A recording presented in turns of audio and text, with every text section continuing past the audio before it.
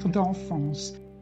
Imaginez-vous que le 13 juillet, depuis le matin, nous suivions les employés de la mairie qui s'activaient déjà dans le vaste terrain communal pour l'installation des stands, de la buvette, des emplacements de jeu, d'une sorte d'estrade et d'une piste de danse. Partout étaient accrochés des guirlandes, des lampions, des petits drapeaux tricolores.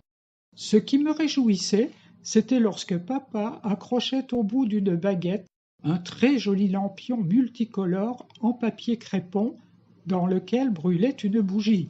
Il fallait faire attention de ne pas y mettre le feu, car c'était le jour de la retraite au flambeau à la tombée de la nuit. Toute une marmaille, dont je faisais partie, déambulait alors dans les rues du village, derrière la clique que conduisait le chef avec son clairon. Musique, cacophonie, peu importe, c'était un cortège coloré et lumineux, plein de joie et de rire, avant d'assister à un très modeste feu d'artifice dont les fusées ne montaient pas bien haut. Mais quel spectacle pour des marmots émerveillés! Le bal populaire prenait la suite au son de l'accordéon jusqu'à très tard dans la nuit, avec des rengaines reprises en chœur par les danseurs.